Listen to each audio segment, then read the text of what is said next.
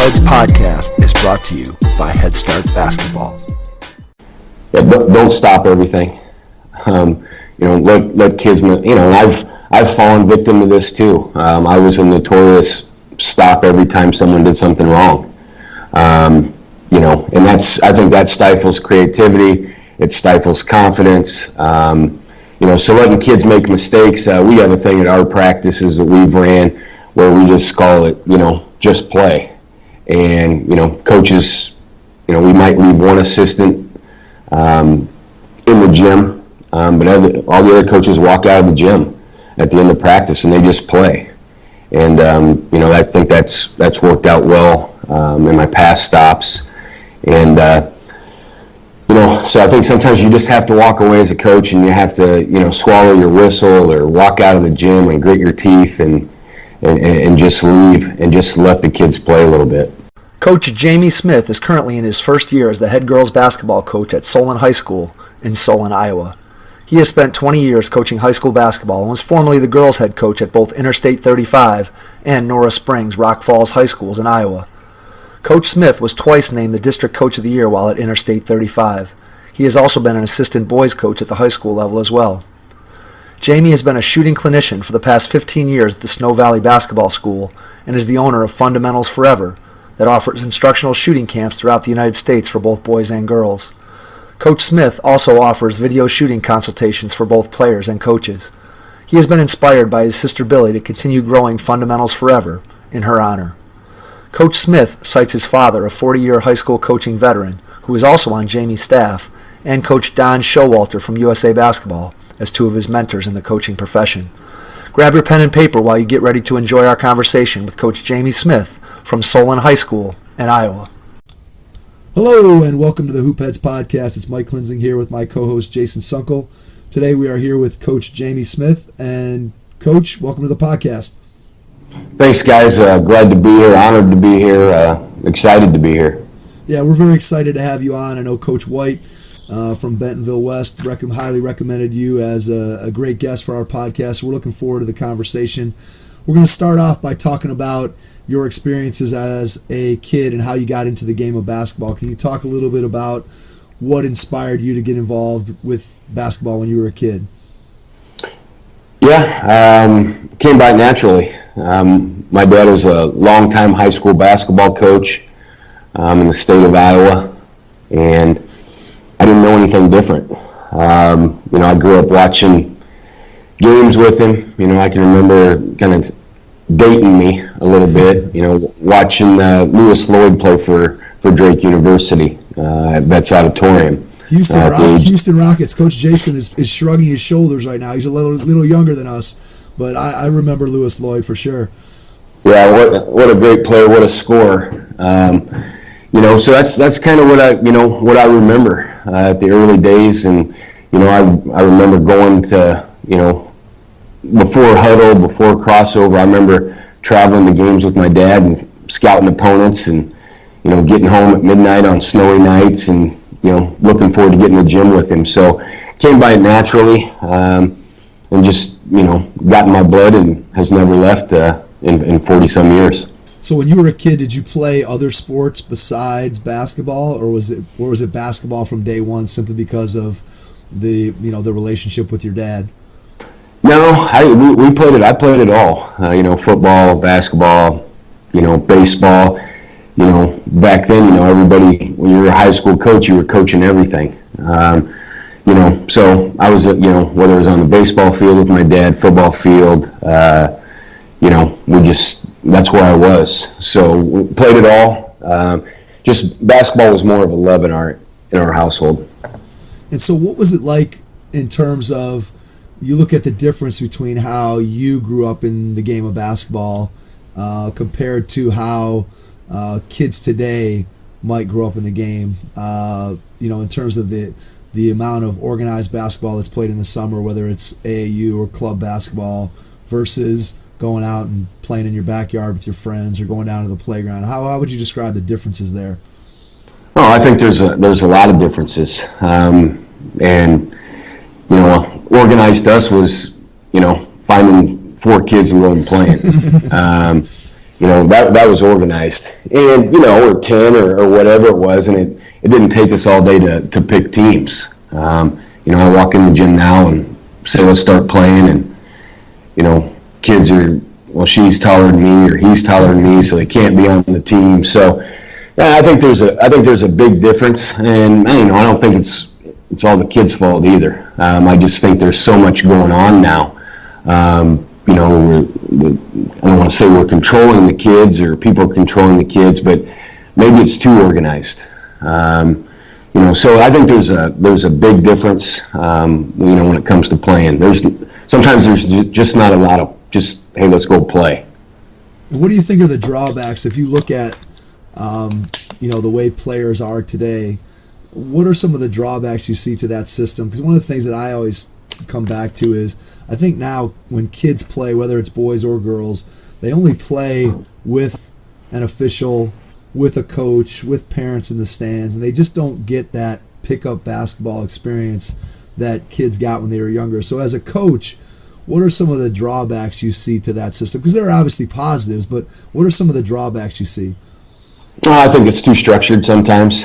I think you get coaches, and this can happen at the high school level also. I think it's, if they don't have a jersey on, or, they don't have a team name, or, maybe it doesn't say elite on the travel bag or something like that, and I think, kids just don't learn to play, without adults around.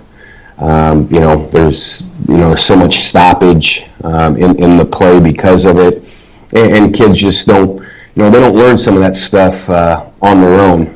So their creativity, I think, is stifled. Those are some of the big things I notice. And like you said, there's some positive parts of it too. But again, that part of it has changed just a little bit. So as a coach, how do you go about trying to instill that creativity? And obviously it's hard because we all know that creativity as a basketball player comes from the hours that you spend on the court, whether it's by yourself or playing the game where you get the opportunity to do some things. But as a coach, how do you try to build that up and instill that creativity in your players that players in the past may have gotten from, again, playing on the driveway with their friends or playing at the playground? Yeah, don't stop everything. Let kids, and I've fallen victim to this too. I was a notorious stop every time someone did something wrong. And I think that stifles creativity. It stifles confidence. So letting kids make mistakes. We have a thing at our practices that we've ran where we just call it, just play. And, coaches, we might leave one assistant in the gym, but all the other coaches walk out of the gym at the end of practice and they just play.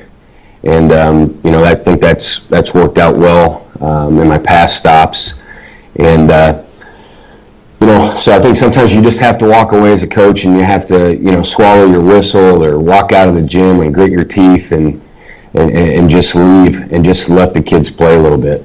How difficult is it to do that sometimes? How difficult is it to cede that control back to your players? Well, for some maybe it's easy, but for me it's become the learned behavior. Again, because I think by nature a lot of us coaches tend to want to control things, tend to want to be perfectionist. So for me it was difficult, but now it's pretty easy. Yeah, and when you have the players and you're giving them that freedom, what do you see that is different about the way that they play when they know they're just going to be able to kind of play free flow versus they know that a coach or a coaching staff is watching them? What are some of the benefits you see from allowing them to play that way? Well, I think that they, again, we call it shoulder raising. Their shoulders raise a little bit. They got a little more hop in their step. They're not worried about making mistakes. We found that, as coaches, maybe one coach stays in, coaches sometimes pick up some things. Hey, player X, did this pretty well. So again, I just think it builds confidence. Again, it gives them some freedom, some creativity, and it just allows them to be honest, just to be kids.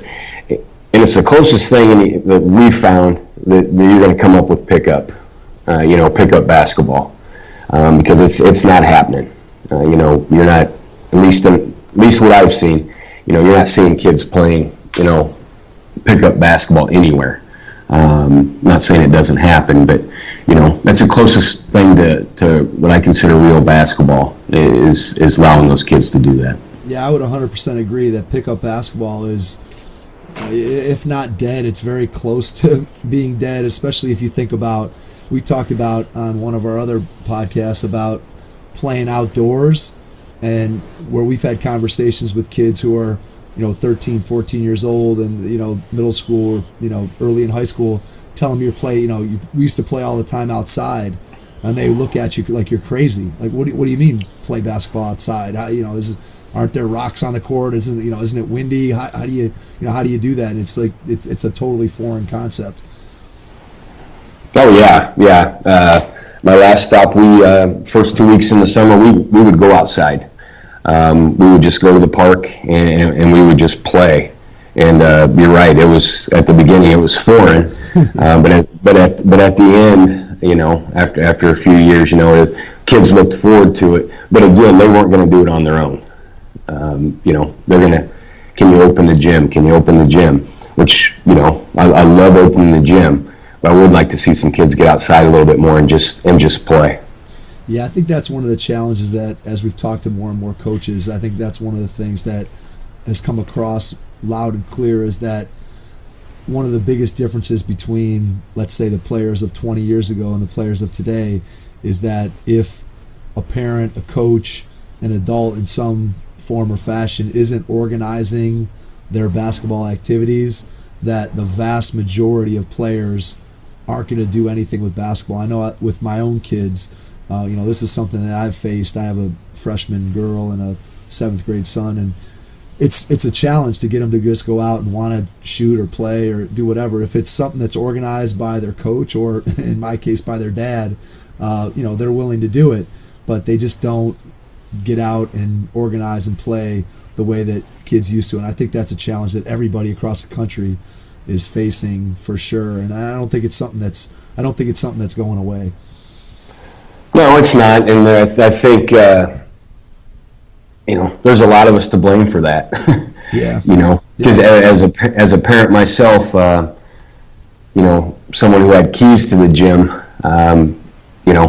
hey, let's go to the gym. Right. Instead of let's go to the park. So I'm part of that problem maybe also. Yeah, for sure. And I think we parent differently too. I tell people all the time, I was 13 or 14 years old, and I would ride my bike up to the park and play with kids who were in high school or college players or adults. And nowadays the idea of a parent sending their 13-year-old up to a playground to play with people that are 5, 6, 10, 20 years older than them just probably would never happen. And so I think that that's something that I found to be valuable in my development as a player that kids today miss out on. So to your point, by doing your, just let them play, gives them the best opportunity to replicate that kind of environment that maybe you or I grew up in a different era. Yeah, absolutely. I agree. And I remember when you're talking about going to the gym and playing with older people, it just brought me back to a memory, 10, 12, 14 years old. My dad would play on a Sunday night old men's pickup, and I just prayed, that there weren't going to be enough people. For sure. So you're right. From that standpoint, it's changed a little bit. So when you were growing up as a kid, and obviously with your dad being a coach, you were exposed to coaches, you were exposed to kind of the behind the scenes of what it took to be a good coach. Was there a moment where, did you always know you wanted to be a coach, or was it something that you looked at and you were kind of like, yeah, that's what my dad's doing, I like to play and I love the game, but maybe I'm not sure if I want to be a coach, or was it something you always knew you wanted to do? Yeah, I think it was something I always wanted to do. I was, drawing up plays at a young age. I was my first stint as coaching, I was 15. My youngest sister, her town team needed a coach for a tournament, and I coached it, and just, I was hooked then. So I knew I always wanted to do it. So there was never really any other question what I was gonna do. So again, I didn't want to be a policeman. I didn't want to be a fireman. Like a lot of my friends wanted to be, and some of them became. It was just something I was going to do. What was it when you coached that team, when you coached your sister's team for the first time? What was it the first time you sat on the bench and were coaching a team? What was it about coaching that you said, "Wow, this is really what I want to do"? I mean, obviously you had some other influences going, back and watching your dad, but with that first experience, what was it about it that you said, "Wow, this is for me"? Well, it was good and bad.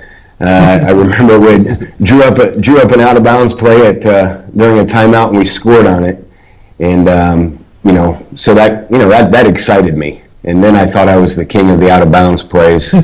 And Brad Stevens light, maybe.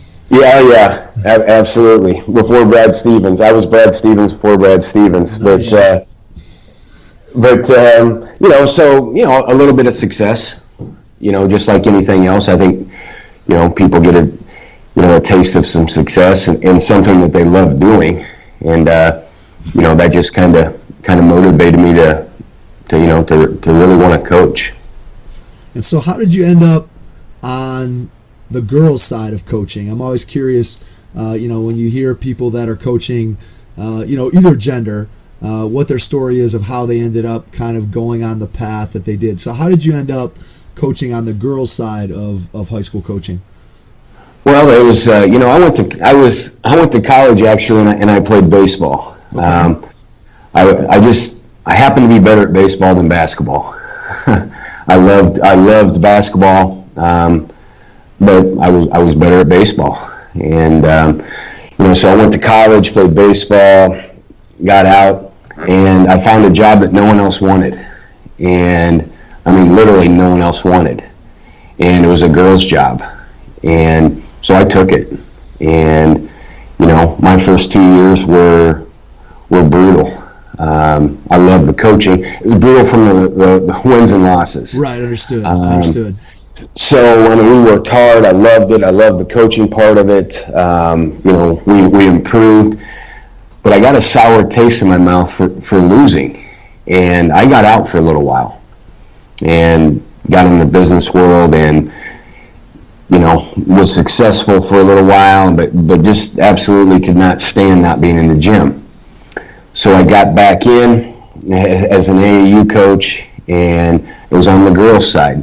Then I took a couple assistant boys jobs, and just the basketball part of it was great, but there was something about wanting to be on the girls' side of it. Probably because I had two sisters, and I'd kind of grown up, on the girls' side. Even though my dad was a boys' coach, my youngest sister was one of the best shooters I'd ever worked with, one of the best players I ever worked with. So again, I was addicted to the girls' side of it, and then a girls' job opened up in our area, and ever since then I've been on the girls' side of things. A lot of people say, well, you can't coach girls certain ways. Same as the boys. Basketball is basketball to me. So just found that girls, for me, was the right avenue. Maybe it was just luck. That I've got back into it, and the girls' side of things has been good to me, and on the coaching side of things. So, just one of those things I think just happened. Yeah, so one of the things that I always find interesting, and I've coached, I've never coached at the girls' high school level, but I've coached a lot of my daughter's teams through time. And one of the things that I love about coaching the girls is, compared to the boys, one, I find girls, for the most part, to be more receptive to coaching. And then number two, the other thing I love is if you get the right group of girls and you're able to work with them and build that that team camaraderie and that team feeling is that they can become very close, and you see them develop these relationships that don't always develop on the boys' side. And that's one of the things that I've found to be the most rewarding whenever I've had an opportunity to coach on the girls' side, is just that team chemistry and bonding that the girls develop, that I just never necessarily felt it from player 1 to player 10 or player 12 on the boys' side. Is that something that you've experienced or no? Yeah, people ask me what's the difference between coaching girls and boys. I don't know exactly what the differences are, but what I found is girls tend to listen better, and once girls trust you, they will go with you to the very end. I'm not saying boys won't, but I've found also, just like you had mentioned, I found that building camaraderie on the girls' side of things, with the right girls, Right. Happens faster than boys. Now, girls tend to be a little more emotional, Yep. than boys, but I just found that girls, there's not a lot of why are we doing this, or why, or if you treat girls like basketball players or like athletes, I think they respect that, and that's where that trust comes in. Because girls, just like boys, players just want to be held accountable, in the long run, is my belief. And, once you hold a girl accountable, I believe that's half the battle on the trust side of things. So this is going to be your first year at Solon High School in Iowa, correct? Yes, correct. So Correct. as you go into a new situation, and obviously you've built some of this culture and some of this trust with players in your previous programs, but now you're coming into a whole new situation. So how do you go about building that trust that you just described, and how do you go about building your culture in a brand new program? What are some of the first steps that you've had to take in order to start to establish what you want your program to be all about at Solon? Yeah, well, I think the first thing is you have to, as a coach, I was just talking to Chad Helly, who's assistant coach at Iowa Central Community College, and we were talking about players staying relevant, to the coach, basically meaning staying in front of the coach, being in the gym when things are open, and I think that that's, coaches need to stay relevant with their players. And I think that was a big thing when we moved here in June, was getting in front of our players, getting in the gym, letting them know that, we're here to work, and we're going to get better. And, as a coaching staff, we're going to be relevant to you. And I think that was, one of the first things that we did. As far as the culture goes, I believe here, at least at Solon, where athletics have been, state championship level, I believe that we don't have to do a lot as far as the culture goes. The culture is already here, school-wide, on the athletic side of things. Now, there's some things that need to be changed, and that's, accountability. Getting in the gym. When you say you're going to be somewhere, you're going to be somewhere. You're going to get shots up. Again, it's staying relevant, and that's a big thing for us. Is we want players to stay relevant within our program, not just showing up when it's time to, November 5th, we're going to get the balls out and go. No, we need kids that are going to be relevant right now. So how do you go about making sure that your kids understand that that's the expectation? Is that something that you have, a team meeting about? Is that something that you have during individual conversations? How do you go about impressing upon them that those are the expectations that you have for them as a part of your program? Right. Well, we again, what you say and what happens, as you know, aren't always the same. So we made it very clear to, in our community meeting, our parents meeting, when we were first hired to take over the program, that those were, that's what we're looking for. Those are our goals. Not big into the expectations, but more so on the goal side of things. And again, getting the gym open, giving kids opportunities. I think that also shows kids like, hey, coach is, he's serious here. Kids getting in the gym, whatever time it is. Give them, I think coaches sometimes fall into the same category as players as far as getting in the gym. So we make that gym very available. And again, we're out in front of the kids. And again, our kids are playing, other sports also. But still, we're staying in front of our kids. Remind them, hey, gym's open. I know a lot of coaches, talk about, no one shows up for the gym. So they just kind of quit reminding kids. These kids got a lot of things going on. So we also will take the time and figure out their schedules. As far as, maybe we ought to open the gym a different time. Maybe we ought to have it open a couple times. And again, we're not talking about full-blown workouts. State of Iowa doesn't allow that during the off-season. But again, making the coaching staff relevant and making sure there's opportunities for these kids to get in the gym. They're never going to be able to say they never had the opportunity to get better. So I got two things that I'm going to pull out and ask you about from what you just said. One is, do you think that putting yourself in front of the kids has changed? Maybe not necessarily for you, but I'm just thinking in terms of generally speaking in high school coaching. Do you think that the time commitment required of a high school coach today compared to where you started 20 years ago, do you think the time commitment required in order to really have a successful program has changed? Or do you think that the good coaches 20 years ago were doing the same things that good coaches are doing today in terms of making opportunities available to their players?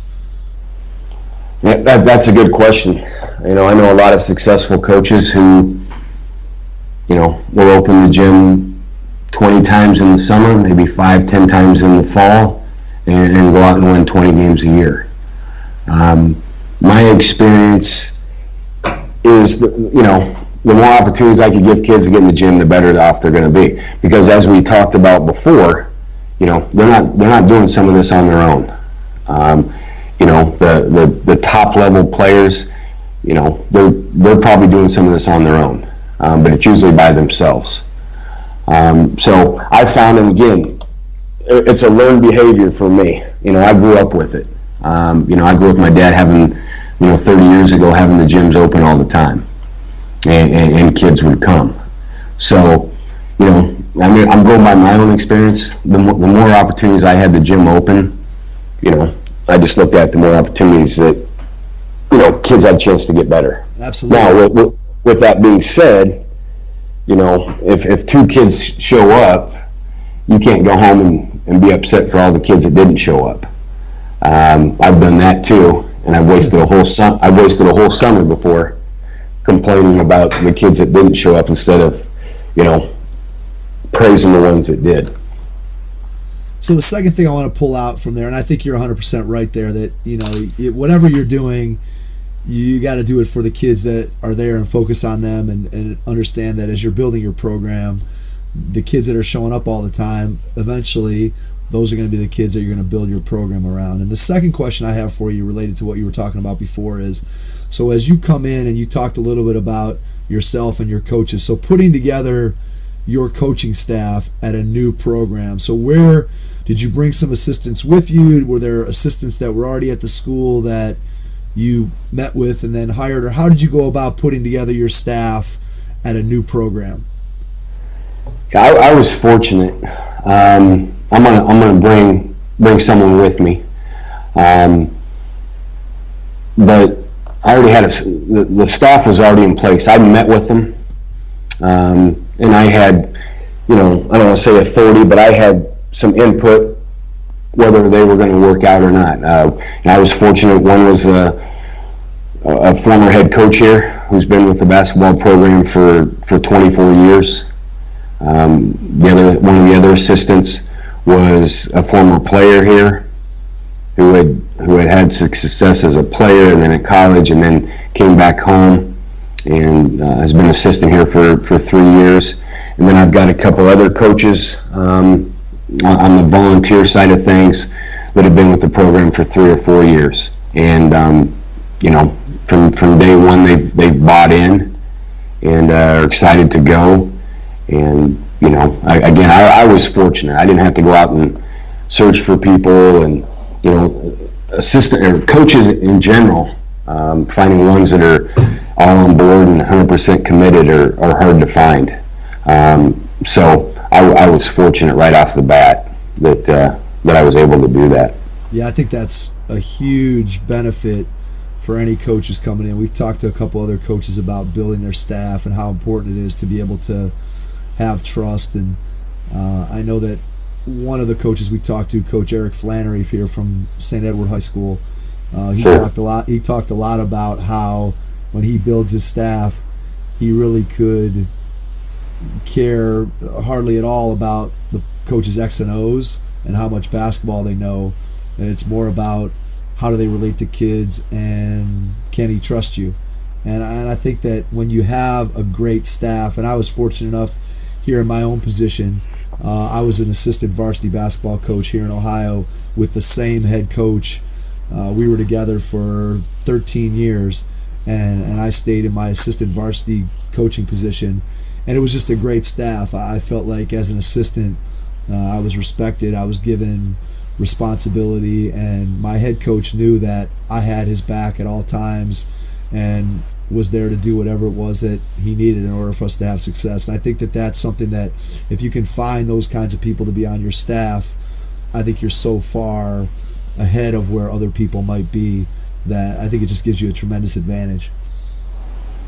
Yeah, I agree. I think it just makes life easier all the way around. Now, I'm not saying there won't be some hiccups in the first year or first 2 years, but sometimes you have to, as a head coach, especially in a new position, you have to have some hard conversations, with your staff. And I say with your staff, that needs to be behind closed doors. You always want players to think that everybody's on board 100%.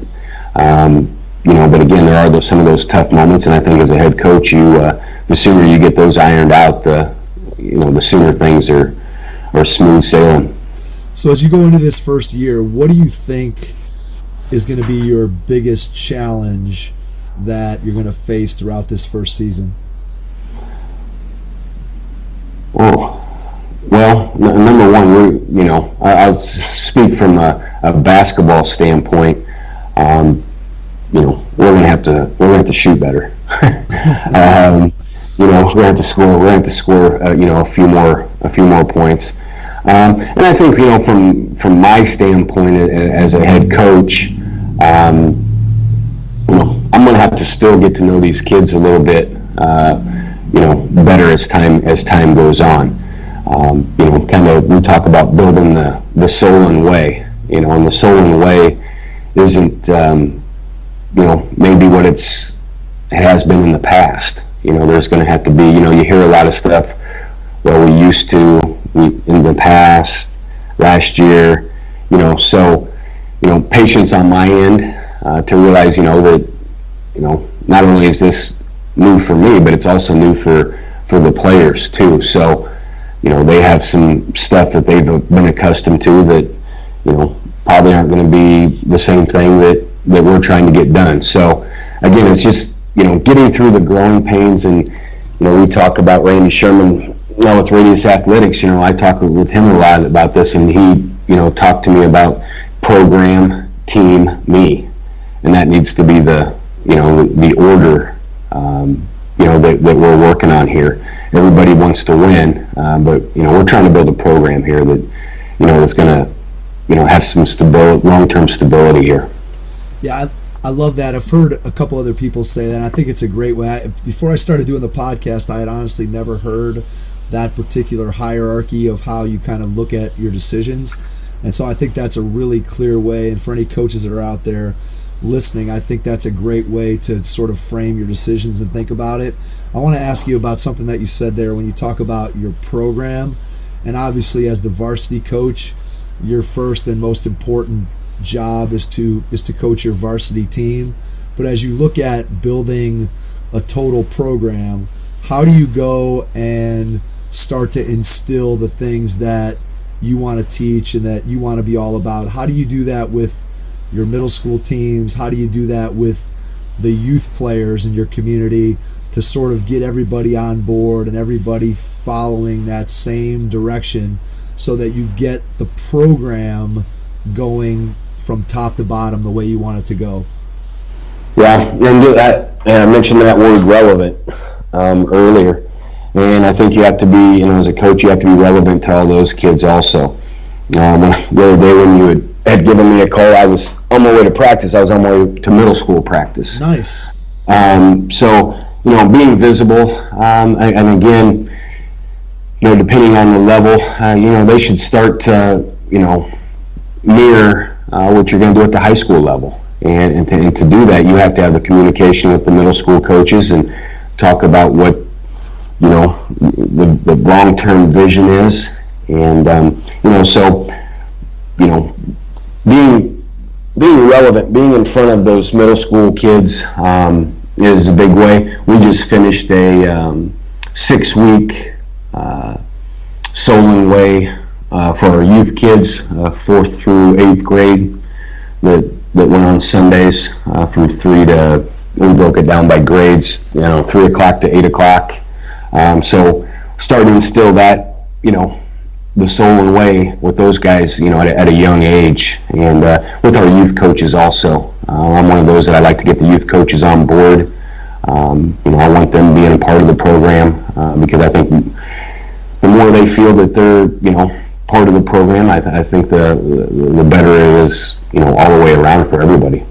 Yeah, I would agree 100%. I think that's one of the things that sometimes coaches miss out on. I know here in my home community, for a long time, there was a disconnect between the high school program and the youth program, and that's starting to turn around where there's now a connection. Like our boys high school coach has invited the middle school players to come up and play at open gym. When the high school has open gym, the high school players are playing on one court, the middle school players are playing on another court, and it's forged a relationship that was completely missing in the past. And so I think the more connection, as you're describing, that you can make where those youth players see your staff or your players and they aspire to be a part of that, I think that's a huge part of building a successful, again, program from top to bottom. Yeah, and it goes back to, for me goes back to the program team me. It's, I believe that it also saves you a lot of time. It has a ton of benefits just from hate to use the word, family. It's so cliche sometimes, but again, it just goes back to that program thing, and then it makes it easier as a coach when those kids become freshmen. That you're not spending a lot of time, teaching them what it's what your program's about. Even from an X and O standpoint, they've got an idea. Yeah, for sure. I think when you can, I like what you said when you talked about sharing your terminology with, with your youth coaches, with your middle school coaches, and that's one of the things I think that really helps to get the kids who are coming up through the program to understand, so that it's not a completely foreign language when they finally get to you at the JV varsity high school level.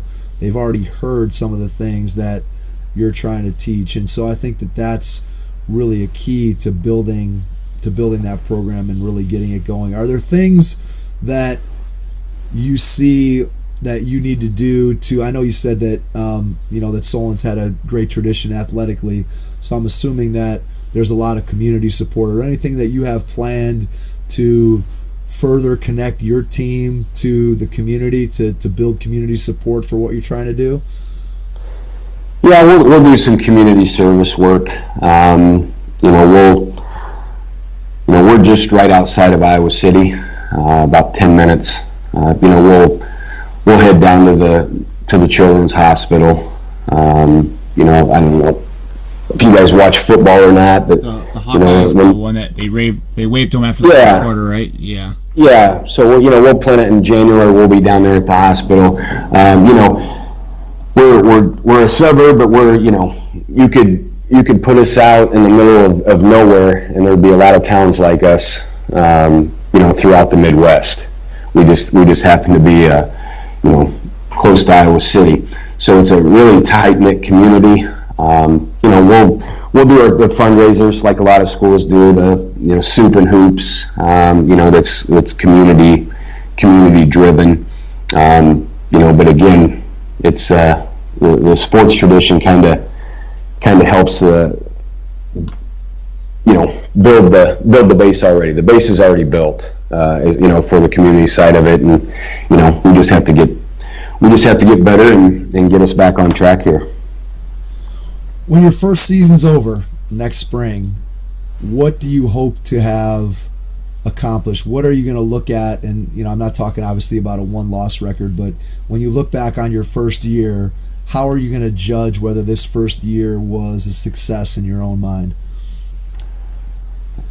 Didn't get better as basketball players.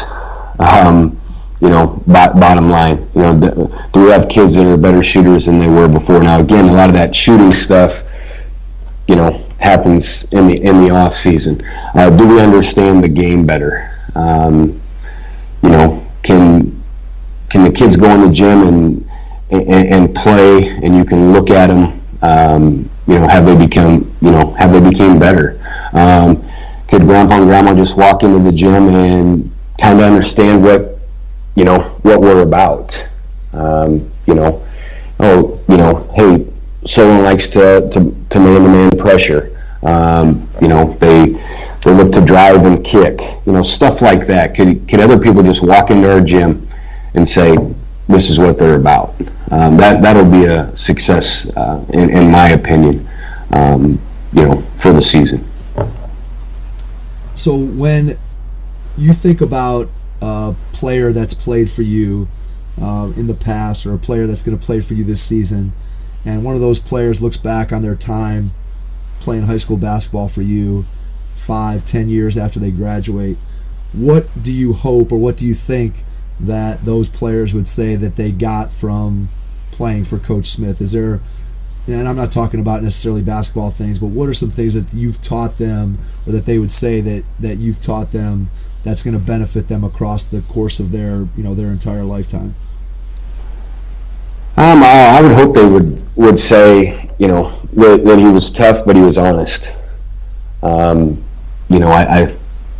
really feel that, that's, that would make me feel good as a coach.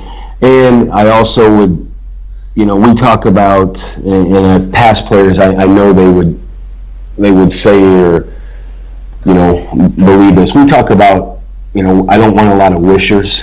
We're about doers, and that's a statement I've used ever since I've coached.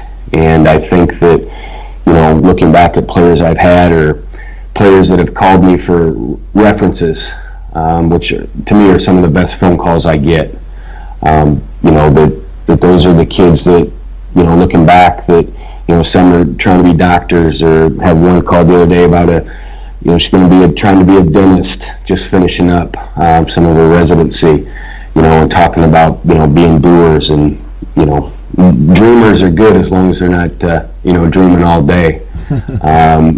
So those, doers, wishers and doers, I think that, that's a statement that, will always come back, and the players will remember that I've coached in the past. Yeah, I think that's a great way of thinking about things, and it's definitely an excellent lesson that if the girls that play for you can walk away with that lesson, I think that's going to lead them towards success in whatever field they end up in across the course of their life. Let's shift gears a little bit, Jamie, and go to your experience with Snow Valley. We talked with we had Coach Showalter on. His episode just went up on Monday, and we talked to him a lot about the sort of the origins of Snow Valley and kind of what it's all about. So talk a little bit to us about how you got involved, what your role is, and just how it's played an influence in your coaching career. Yeah, well, I got involved. I was trying to think of what year it was, but it's been about 15 years. I was assistant boys coach at Interstate High School, and a gentleman that had coached against my dad and I had played against had retired, and a guy by the name of Gary Emmert, who had been at Snow Valley, who had worked Snow Valley, California, and he got me involved in it. And I was amazed at what was going on. My head was spinning. Coaches everywhere, players everywhere. And once I kind of settled down with it, and it took me a couple years, I just became a sponge to three people there. Don Showalter, the late Jerry Slykehouse, and a guy named Dave Schlava, who's the head men's coach at Cornell College. And I've been going back ever since. Don Showalter's just, I speak for thousands of coaches, has been a big influence in my coaching life. Not necessarily from an X and O standpoint, but on how to coach, how to treat players, how to stay organized, and just kind of how to go do it. Look where he's at. I mean, he was a high school coach in the state of Iowa, and now basketball wise, in my opinion, he's a Hall of Famer. Yeah, I would agree. What he's done for USA basketball, what he's done for the game of basketball, for that matter. So then I started doing some shooting camps with Jerry Slykehouse, who was also a former high school coach here in the state of Iowa. Who was a big part of the success of Snow Valley. Died tragically in a car wreck a few years ago. And Jerry and I and Dave Schlaba, we kind of took the Snow Valley name and we just kind of spread it out a little bit and started doing some shooting camps, in the off season, the off camp season. And, I met guys like Greg White through Snow Valley, guys like, Chris Deason. I can go on, the people that have, Dave Burlake, Tate Slack, it just goes on and on and on. The coaching tree that comes out of Snow Valley. It is by far the best coaching experience that I've ever had. When it comes to the full range of coaching, it's given me more than I could ever give it, and on top of it, it's the best fundamental, camp, bar none. Now I haven't been to all of them, but you'd be hard pressed to find anything better than that. So talk about what makes it, for people that maybe aren't as familiar with Snow Valley, talk a little bit about what the system, how it's set up, and how it may be different from other camps, and how important the teaching aspect of the camp is compared to maybe some of the other camps, especially today, because we've sort of trended away from the fundamental teaching camps that maybe were more prevalent back 15 or 20 years ago, and we've gone more to the, just playing games. So talk about what makes Snow Valley unique and why it's just such a special place in that regard. Yeah, well, the last thing you mentioned, there's only one game. You're playing one game a day. And, you're up at, we start session at 6 a.m.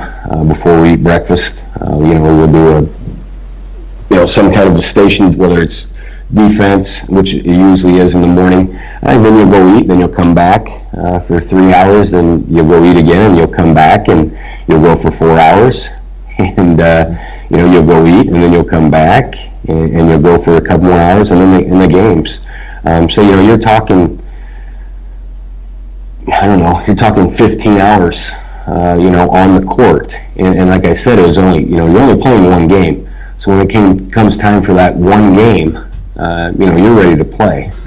You've been doing fundamental stuff all day, and learning, and you're getting blisters. But when it comes time, 9 o'clock, you're ready. You want to play that one game, which I think is different than a lot of camps.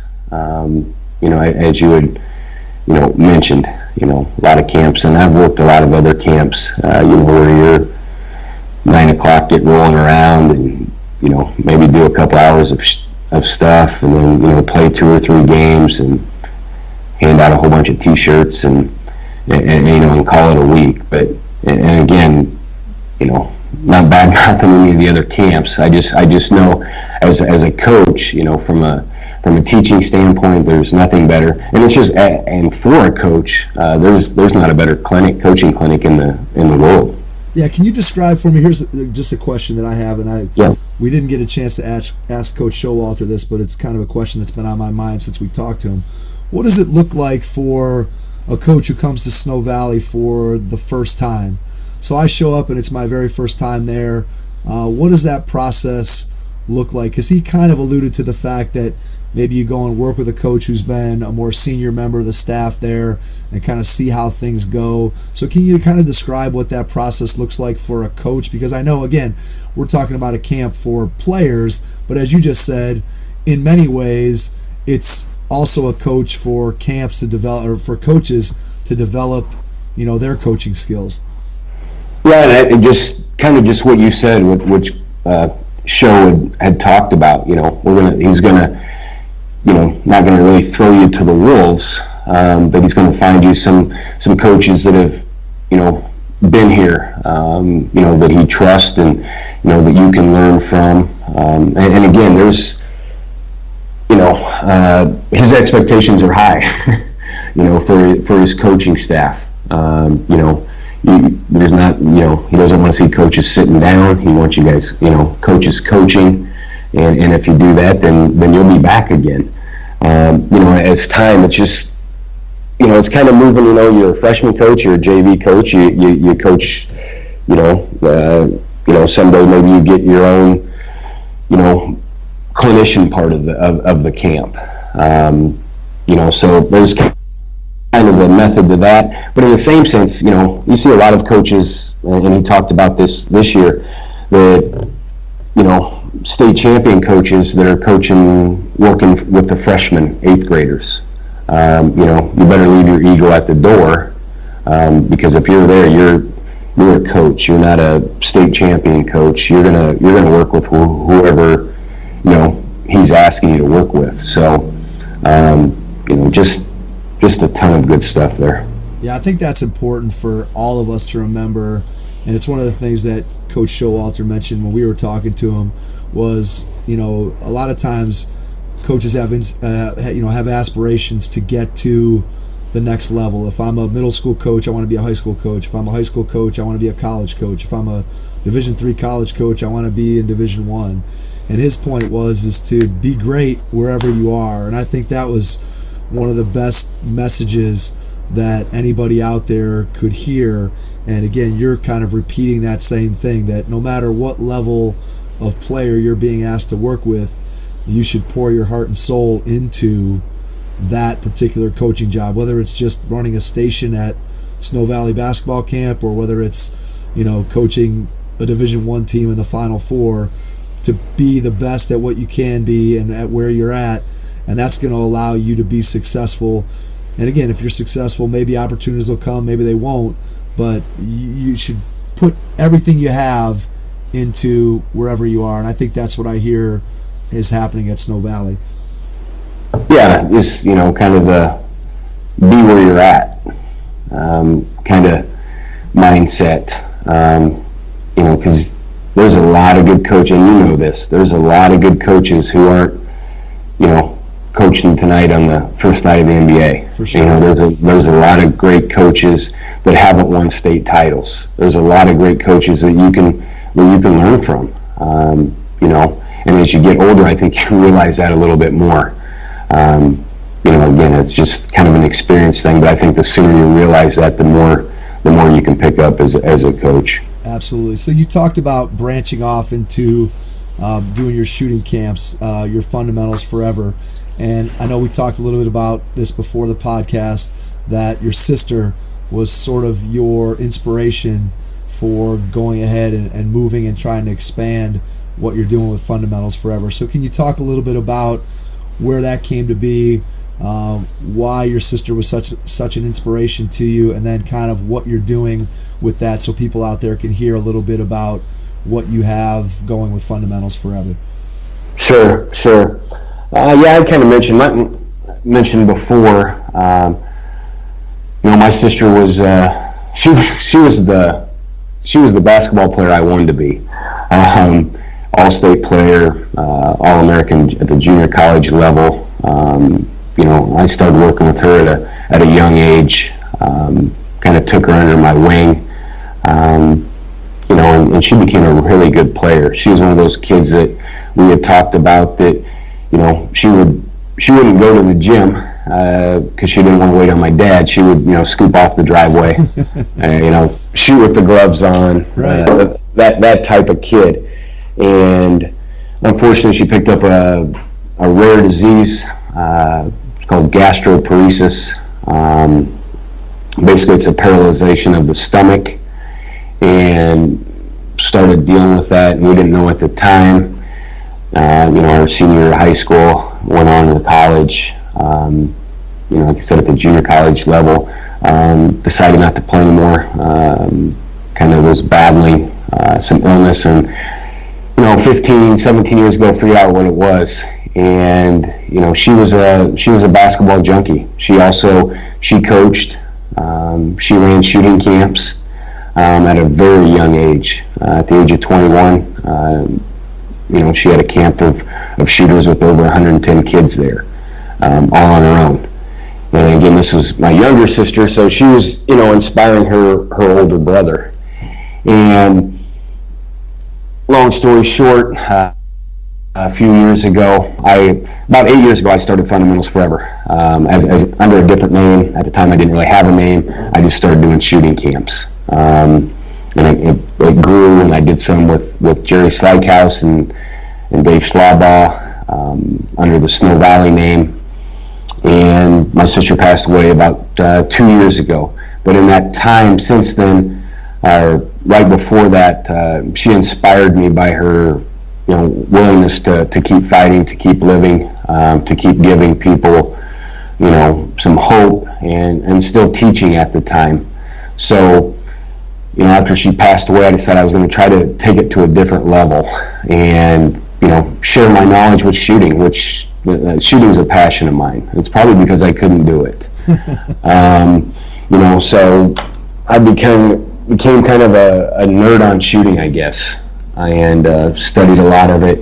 In the camps, have kind of grown throughout here through the Midwest. Sometimes coaching your own team gets in the way, but she inspired me to try to grow this. And in the last 2 years, I've done 35 camps here in the Midwest. They're mostly in the summer. Do some instructional one-on-one shooting. Spend a lot of time breaking down videos that coaches send me, free of charge. So my goal with that is some way, to obviously help kids grow as shooters, because I think that's an area of the game that's really lacking for several reasons. I think the outcome is not good.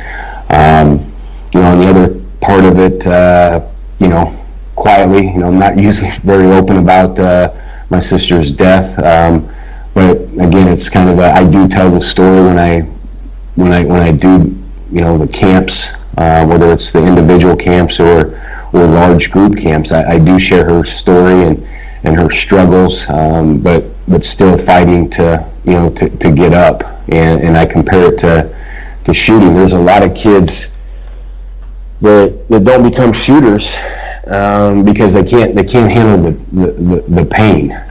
They can't handle the pain of missing shots. And I think Matt King, who's also a friend of mine, mentioned that in one of your podcasts. Yeah, he said suffering. Yeah. So I think that I think that's an epidemic on the shooting side of things. Kids just can't handle the suffering or the pain of missing shots, and I kind of relate that to my sister. As she battled till the end with this devastating disease, that, she can handle the suffering. And, I think if kids kind of get that mindset too, not just in basketball, maybe people just in general,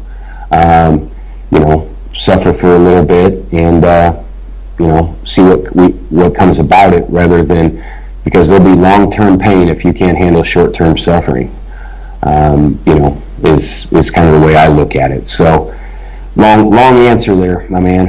But that was a great answer. And I think, the fact that, you're able to, take the situation with your sister and use it as inspiration, not only for yourself, but then passing on the lessons that she would have wanted, that she, fought to the end for, being able to use those to help kids out there to, improve themselves as basketball players, as shooters, and also as people. I think that's inspiring to anybody that would hear that. So it's a great story, Jamie. It really is. To follow up on your long answer, as you look to grow your camps, and you start to move into, this is one of the things I'm always curious about, is you start to move into new areas, because obviously, if you run a shooting camp in an area where you already have a presence and you're running it in a nearby community, and people may know your name, as you start to expand out, what's the process that you use for going out and starting a camp in a new area maybe that you haven't been to? I'm curious, because there's a lot of guys out there that are trying to run basketball businesses that are interested in ways to be able to grow and do what they do what they love, which is help kids and help them improve their game. So can you kind of give us some idea of how you go about expanding your camp and adding a new one to your to your list? Right. Well, when I first started, I just blasted emails here in the state of Iowa. Now, I was fortunate, that I had some success at the high school level, coaching, and it didn't hurt that, my dad was known throughout the state, and it didn't hurt that I could mention Snow Valley. So I kind of grew, quickly in the state of Iowa that way. And then, with social media, I started that route a little bit, and then I'd start posting videos, and then I would start tweeting out, little coaching tidbits, and the thing that's probably stifled me a little bit, is the technology part of it. I've got to get a little bit better at that part of it, but I just feel that sometimes if you go in and you do a good job at camps, word of mouth will help. Yeah. I think that there's a lot of, like you said, there's a lot of people doing camps, and there's a lot of trainers, and there's a lot of, and to be honest, I don't know who's good and who's bad. I don't get caught up in a lot of that stuff. I just know, what I believe in, and the success I've had at doing some of these camps, and some of the success that, kids have went on and done great things on the shooting side of things. But as I try to grow this a little bit, I'm going to just build off the people that I've already done camps for. I've got a presence in Kansas now. I've got a presence in Missouri now. I've got a presence in Illinois. And because I do want this, do want it to grow. And a lot of it has to, I'm success driven. I'm results driven. And I want to see kids get better at shooting, because it's, to me, especially at the high school level, I think it has a lot of work to be done. And I don't see a lot of just plain shooting camps. There's a lot of skill development camps, there's a lot of training stuff, but I haven't seen a lot of people spend just a lot of time just on the shooting side of things. So that in itself I think will grow. And I've geared a lot of it towards girls. When it comes to camps and stuff, I just don't see a lot of opportunities out there right now for strictly girls. Shooting camps. Yeah, I think there's definitely less people out there on the girls' side doing things, and I do think camps, just like we've talked about before, Camps is kind of the niche that I'm into, and I tend to skew towards the younger side with the camps that I run, towards the elementary age, which is kind of where I got started. But I just don't see, again, with kids playing so many games and that, you don't see as much on the camp side. So I think there is, if you look at it strictly from a business opportunity, I think there is more opportunity on the camp side than there maybe is on the AAU/club basketball side, because there's so many people that are doing that. I have two questions for you. One is, as you start to expand geographically there, are you running those camps personally yourself, or are you hiring someone that you're training to go out and run a camp? So if you have a camp in Kansas, are you traveling to Kansas to run that camp yourself, or how does that work? Yeah, here comes the control part of me as a coach. Yeah, I've done them all myself. Gotcha. I've taken some people, or asked a few coaches to help, but I've ran them all myself. Haven't really taken the time to train anybody. I'm hoping in the future some of the kids that I've worked with that are playing in college right now, that I'll be able to use them right as it grows. But I've done it all myself. Like I said, I've had some coaches come with me that I've worked some stuff with before, mostly Snow Valley guys. But it's all me, man. I completely understand. I've been in the same boat, and I'm reaching a point now where if I want to grow beyond kind of what I'm doing, I've done all that I can physically do. So if I want to grow more than where I'm at, then I'm going to need to hire and probably train somebody. So I think we're in the sort of the same position when it comes to that. The second question, Jamie, that I had for you is, what does a typical day or session look like at your shooting camp? What are some of the big things for, if there's players or parents or coaches out there that are listening, what are some of the big main points that you try to get across at your shooting camp? What's a typical day of teaching look like? Sure. It's a lot of it's fundamental based, and I think this is what separates the good shooters from the average shooters, or the below average shooters. A lot of kids don't want to spend the time going through what I consider fundamental shooting. It's funny. We talk. One of the first questions I ask is, what's the most important part of shooting, and you'll get 15 answers. Follow through, knees bent, eye on the basket, elbow in, and the most important part of shooting is making it. That's the first thing that we talk about is making the basket, making the shot, putting the ball in the basket, and then we kind of break it down. But what does that look like? So we'll talk about getting your we talk. I'm big on the index finger, and there's a lot of people that are middle finger shooters, and sometimes that's a hard habit to break. So I don't fight a lot of that. But however you look at it, we talk about that those fingers, whichever finger you shoot with, needs to be at the rim. So there's a lot of kids that don't even know what comes, if they're middle finger or their index finger, or three fingers or split finger, they have no idea when it comes to that. So we talk a lot about being straight, and then we just break it down from there. From a footwork standpoint, we believe in talking about the turn, what it looks like, and explaining why you do it. Why does my shoulder need to be at the rim? Why does my hip need to be at the rim?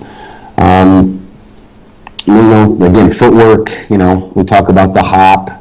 We talk about, left, right, left. We talk about rhythm, the dip. A lot of stuff that I would have never done 20 years ago. Right, for sure. So I've kind of taken a different advantage. And then, the older they get, you can, and I was just talking to a coach the other day about this, about wanting to break down, a shooter's shot. Didn't like the way it looked. Someone gave some pointers. A lot of times coaches, they just want to do a total overhaul, on a high school kid. I think you need to find some of the good things that the player does, and get a little bit better at those. Maybe tweak some things. But the younger kids, we're pretty rigid when it comes to the fundamental part of it. And depending if it's 3 hours, 6 hours, 2 days, then we'll get into some live shooting. With the younger kids, I try not to do any camps that I can't lower the hoops. Yeah. I find that it's a waste of what we're trying to accomplish for these kids. So yeah, it's amazing to me. I don't mean to interrupt you, but I mean, it's amazing to me the number of parents, programs that I'll have people come to me and they have like a second grader, and just our local recreation league plays with lower baskets, and up until I guess third grade they switch to 10-foot baskets. And I'll have people who have first and second graders come to me and they'll say, "Oh, we don't want to play in that. We don't want to play in that league. He needs to shoot on a 10-foot basket." And I just, I look at him and I'm like, you don't really understand the process of how you want to go about teaching your kid how to shoot. And it's great to hear you say what you just said, that by having those younger kids shooting on lower baskets, again, because ultimately you want to teach them to shoot the ball correctly, so that when they are strong enough to finally get the ball up to the basket, that they're not just chucking it up from their waist and going across their body, and they're keeping everything in line and straight. And so it's great to hear that that's one of the criteria that you look for when you're setting up a camp, because I know it's just something that I believe in, that kids are going to be much better off if they can shoot at a lower basket at a younger age. Yeah, I'm astounded by and you're correct. Second graders, third graders, fourth graders, fifth graders for that matter, at times playing on a 10-foot hoop. I don't find any purpose in it at all. Again, that goes back to call it the process, call it whatever you want. That a lot of it's parents, because a parent will guide the kid at that age. If you told a kid they're going to play an 8-foot hoop, I'm going to guess they really don't care. They would actually rather do it. There's chance of the ball actually going in the basket. Absolutely. Which to me there's no better feeling for a kid than watching the ball go in the basket, which in turn keeps them coming back. Right. Because they're having some success at a young age, and the success might just be making a basket on an 8-foot, 8-foot hoop. In Europe they have it right. They've got it broken down for the size of the ball, the size of the hoop, and until what age. And I believe it's 12, 13 before they're playing on a 10-foot hoop. And I think the results, if we did that here, which it will never happen, but I think the coaches that can lower their hoops at their high schools should be lowering them. I think that'd help kids, because eventually these kids are going to be stronger, and I'd rather have them have a nice shot and struggle a little bit with the strength at an 8-foot hoop, and when they're 14, 15 years old, they got a nice looking stroke. Rather than maybe a kid missing out because they were playing on a 10-foot hoop for 8, 9, 10, 11 years old. I just think it's a travesty to do that. Yeah, there's a lot of parent education that would have to be done in order to change that. I know part of the USA Basketball youth guidelines, they have in there about the different age groups and the size of the ball and the size of the height of the basket, and I think it's great. And hopefully, again, like you said, it's going to be a challenge, and we probably will never get there, but just the fact that you have some major basketball organizations kind of getting behind the idea of, hey, kids should be playing at a lower basket, at least we're on the path where maybe we can get some kids shooting the ball in a lower basket. I tell people all the time that when I was a kid, thank goodness for my dad, and he wasn't a basketball coach, but he was taught exercise physiology at the college level, and he had my basket when I was 7 or 8 years old. My basket was probably 7 feet high, and I don't think it got to 10 feet until I was in high school. And so I think that I attribute a lot of my ability to shoot the ball back when I was a kid to just the fact that I spent time shooting the ball correctly on a lower basket. And I know that if I went around the neighborhoods back when I was a kid, 40 years ago, there was not, people didn't have the baskets lower. Everybody had a 10-foot rim, and I was one of the few people that didn't. Of course, my house was where everybody came over to play, because to your point, everybody could make shots on a 7 or 8 foot basket that they couldn't make on a 10-foot. So I think it's a great thing that, if we can get kids shooting on lower baskets, it's going to help them and help the game of basketball to grow for sure. Yeah, and I want to restate what I said.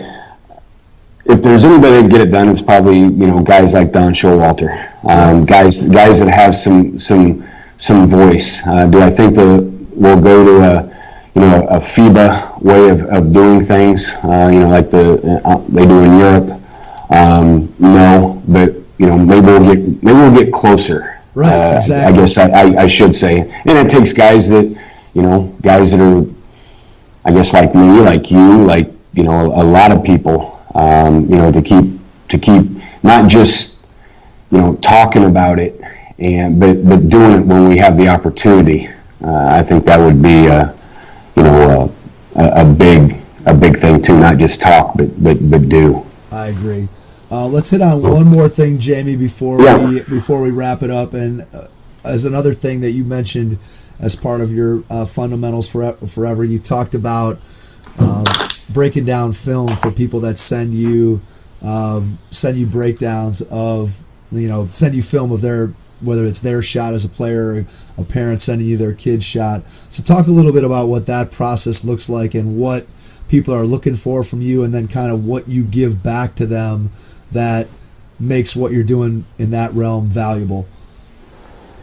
Yeah, well, I think it gives, first off, I get probably a majority of them from high school coaches, which I'm grateful for, and a few college coaches and whatnot. You can sit and, if it's your own player, you can sit and watch them, over and over and over again, and then it just becomes like, you just keep saying the same thing over and over. So I think it helps, with a different eye, a different look. The first few things I look at, are they getting straight to the rim? Or where are they finishing at? Is their index finger above the rim and through the rim? Is there a hitch in their shot? A lot of times I get a lot of videos, and it's it might be a 2 or 3 motion shooter instead of all one motion. So I'll spend quite a bit of time at it, and a lot of times I'll go over it with the coach at the same time, and then I'll maybe combat that with some things that I've worked with our shooters or shooters at camps that we've done to fix things or make better, I should say. A lot of times what I'll do, the first thing is I'll try to find a few things they do well. Yep. And to kind of focus on that side of things. So it's pretty basic. It'd be like someone sending you a video of your motion offense or whatever. Again, I think I just watched a lot of film that I can maybe pick stuff up a little bit. Maybe by the way if their hand's wide enough, or if it's crinkled, or again, just some small stuff that maybe coaches don't see. Yeah, and I think, like you said, a lot of times when you're familiar with the player and you've seen it over and over and over again, sometimes that fresh eye enables you to see something that maybe somebody's overlooked or they just haven't noticed because they watch it so often. And I'm sure that by bringing it to somebody new, different, you're able to pick out some things that maybe a coach that's seen that shot 1,000 times, may not be able to pick out. So I can certainly see the value in that. Yeah, you can only say quit being short so many times. Right, eventually they tune you out. There's no doubt about that. Yeah. It's like I tell people, I used to laugh before I had my own kids and I would work with a player, and people would say, I love that Dad would bring a kid to me and say, he doesn't listen to me, and I used to look at them like they were crazy. And then once I had my own kids, I kind of understand.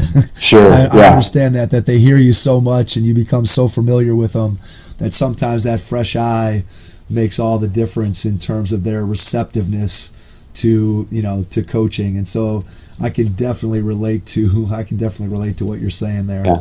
And I respect those, the coaches that will just, admit, hey, I can't help him, or I can't help her. Coaches got, a lot of coaches aren't worrying a lot about shooting when it comes to the practice, side of things. So, it's refreshing when, coaches reach out and they want to, hey, can you take a look here? We need some help. So that's, a lot of coaches don't want to spend a lot of time on the shooting side, but that might be another story, another podcast sometime. There you go. All right, I want to wrap it up with one question that's kind of been flowing through my head here as we've been talking. Can you talk a little bit, and if you have any experience with Iowa 3-versus-3 girls basketball, and maybe share with people what that was and kind of the history of it? Do you have anything that you can share with us on that? Because I'm sure there's a lot of people listening, especially maybe not on the coaching side, but maybe if we have parents listening that might not be familiar with what we're even talking about. Yeah, the old Iowa 6-on-6. So for people not familiar, the court was split in half. Half court, 6 players stayed on one side, 6 players stayed on the other. So there was 3 on offense, 3 on defense. So you had forwards and guards on both sides. The guards were not allowed to shoot it, so it was just offensive game. I should say the forwards would be the only ones that could shoot. And, a guard, it was basically 3-on-3. You got 2 dribbles. So if, we're talking the good teams would score in the hundreds. You have a good post player, some good shooters, you'd score a lot of points. I don't know what the record is. I think Denise Long in, late 60s. She's 109 points maybe. I think she might be the all-time leading scorer for 6-on-6.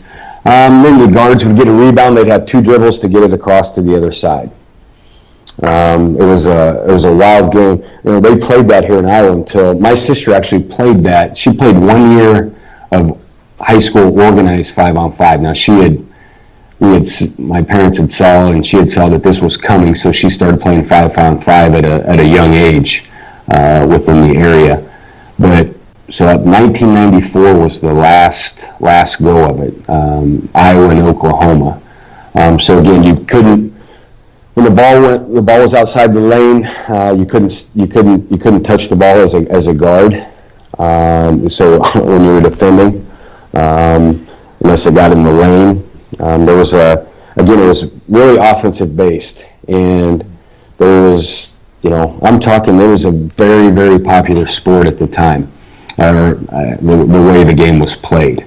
They'd get 15,000, 16,000 people at the state tournament to watch it, and there were some good players that went on and played, at the Division I level. Molly Tybeck played at UCLA.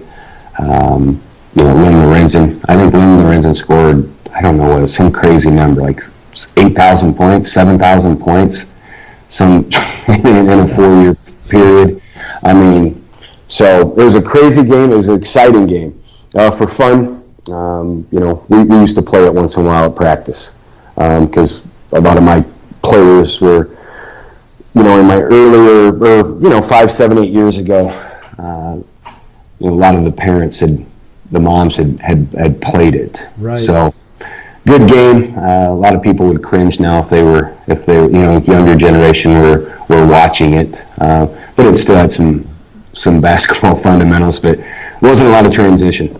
Yeah, it's funny. It's just one of those things that, you think to, 100 years in the future, you hope that the history of that, remains, because it's definitely something that I think is unique that, again, most people, if you're not a basketball historian, Coach Jason's shaking his head right here, you probably haven't heard about it or even been aware of it. So it's something that's, unique to the history of basketball. So thanks for sharing that. We really appreciate it. Oh, you bet. You bet. Jamie, this has been fantastic. We appreciate you taking the time out of your busy schedule to jump on the podcast with us. Before we get out of here, can you please share with our audience a way that they can get in touch with you if they want to reach out, have questions, want to learn more about you and what you're doing, so they can reach out to you? Sure. You can reach out on Twitter. You can direct message me. It's at FF Shooters. And you can reach out to me also on email, which is coach@fundamentalsforever.com. Perfect. Jamie, this has been fantastic. Like I said, we really appreciate you taking the time to jump on with us. And to everyone out there, we will catch you on our next episode. Thanks. Head Start Basketball's Player Development Academy offers Cleveland area players a unique opportunity to improve their basketball skills. Regardless of a player's age, skill level, or position, training with Head Start Basketball will elevate your game to the next level. Do you want to improve your ball handling, become a better shooter, or develop into a more skilled, confident player? Our Academy classes offer training that's designed to do just that. Our training sessions are innovative and will have you learning skills that are transferable to actual games. We have 4 different class skill levels for boys and girls, ages 4 and up. All Player Development Academy classes will be held at the Strongsville Recreation Center. For more information or to get registered, please visit www.headstartbasketball.com. Thanks for listening to the Hoop Heads podcast, brought to you by Head Start Basketball.